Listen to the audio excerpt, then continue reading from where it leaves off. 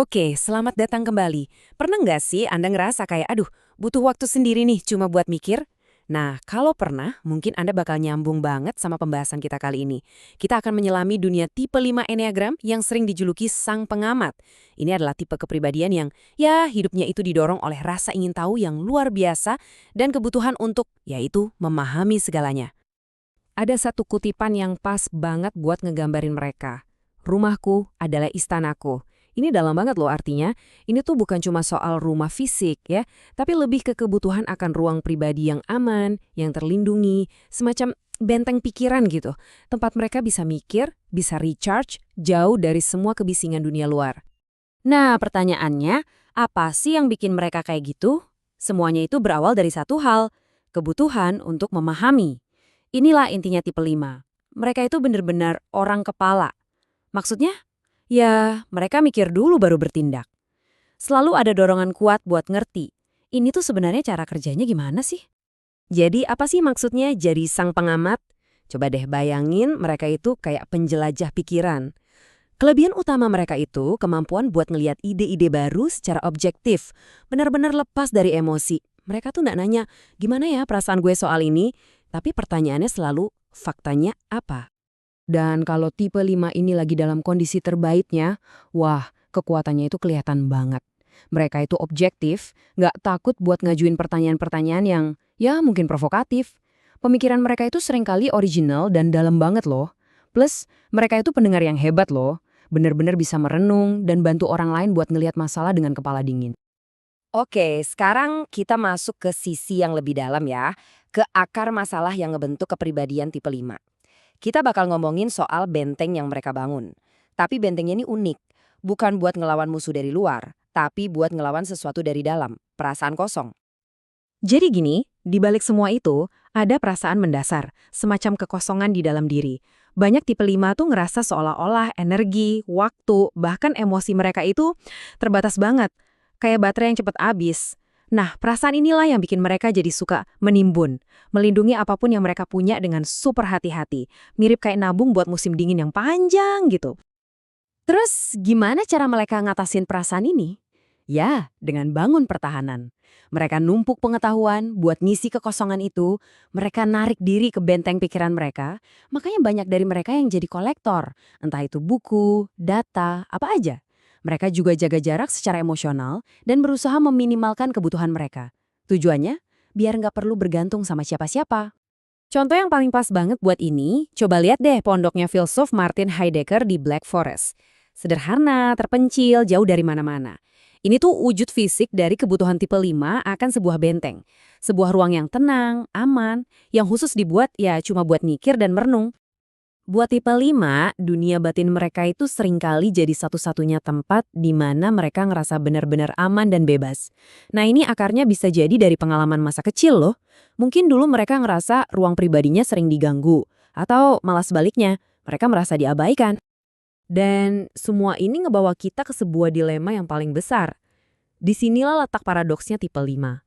Ternyata kekuatan terbesar mereka itu juga jadi kelemahan terbesar mereka. Kayak pertarungan batin yang gak ada habisnya. Ini nih, kayak dua sisi mata uang dari tipe 5. Di satu sisi ada anugerah terbesar mereka, objektivitas. Kemampuan buat tetap tenang, logis, gak kebawa perasaan. Tapi di sisi lain ada dosa terbesar mereka, ketamakan, atau lebih tepatnya kikir secara emosional. Mereka cenderung nahan diri, nahan perasaan, nahan energi. Kenapa? Ya karena itu tadi, takut baterai mereka habis. Ada cerita klasik yang menarik banget soal Thomas Aquinas. Dia ini kan salah satu filsuf terhebat sepanjang masa ya. Tapi sama teman-temannya, dia malah dijuluki sapi bodoh. Kenapa? Cuma karena dia pendiam banget.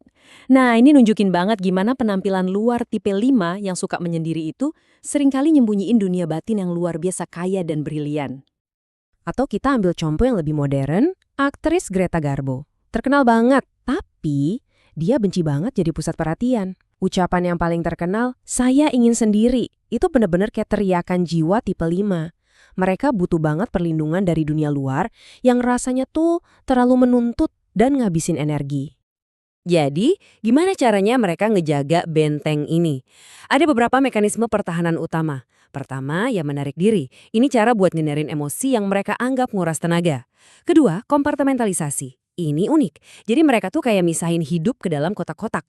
Kotak kerja, kotak keluarga, kotak hobi. Dan kotak-kotak ini nggak boleh saling nyampur. Tujuannya, biar interaksinya terbatas. Dan terakhir, mereka sering banget takut sama komitmen. Karena setiap komitmen itu rasanya kayak, ya harus ngasih sebagian sumber daya gue yang terbatas ini. Oke, sekarang kita sampai di bagian yang paling penting nih. Gimana caranya tipe 5 bisa bertumbuh? Ini adalah soal perjalanan. Perjalanan dari yang tadinya cuma ngumpulin pengetahuan, jadi benar-benar punya kebijaksanaan. Mengubah tumpukan data dan fakta jadi sesuatu yang hidup dan punya arti. Jadi undangannya buat tipe 5 itu jelas banget. Ayo bergerak dari sekedar pengetahuan menuju kebijaksanaan. Ini bukan lagi cuma soal tahu tentang sesuatu, tapi benar-benar memahami sesuatu. Pakai hati, pakai pengalaman langsung. Prosesnya ini bertahap ya, nggak bisa instan. Awalnya mereka ngumpulin pengetahuan, biar ngerasa aman. Terus mulai ada kesadaran, mikir doang ternyata nggak cukup ya, malah jadi kesepian. Nah, di sini langkah paling beratnya. Berani bertindak, berani terlibat sama dunia. Dan akhirnya, disinilah keajaibannya. Mereka berhasil nyatuin kepala sama hati. Mengubah objektivitas yang tadinya dingin, jadi ulas asih yang hangat. Perbedaannya jelas banget. Tipe 5 yang belum matang itu, dia pakai pengetahuannya sebagai tameng. Jadinya kikir sama emosi dan dirinya sendiri. Tapi, tipe 5 yang udah matang, wah beda cerita. Dia menghubungkan pengetahuannya itu dengan rasa welas asih. Hasilnya, mereka jadi penasehat yang luar biasa dan sahabat yang super bijaksana. Dan hasil akhir dari perjalanan ini, indah banget. Tipe 5 yang udah dewasa itu bisa menyambungin kecerdasan mereka yang luar biasa itu dengan kehangatan hati. Mereka bisa jadi orang yang lembut, penuh kasih, ramah, tapi tetap nggak kehilangan kedalaman berpikir mereka sama sekali. Pada harinya kalau mau disimpulkan, tantangan terbesar mereka itu cuma satu, belajar untuk mencintai. Ya, supaya bisa jadi utuh, tipe 5 itu harus berani ngebuka pintu benteng mereka, berani ngerasain keterikatan, bahkan gairah. Karena inilah kuncinya buat ngalahin rasa takut akan kekosongan itu dan nemuin kepenuhan yang sejati. Kita tutup pembahasan kali ini dengan sebuah pertanyaan buat kita renungkan bareng-bareng. Jadi sikap jaga jarak atau ketidakmelekatan ini sebenarnya itu anugerah yang harus dirawat atau malah jadi penghalang yang harus diatasi? Mungkin jawabannya ada di tengah-tengah ya. Dan disitulah letak dilema sekaligus keindahan dari tipe 5.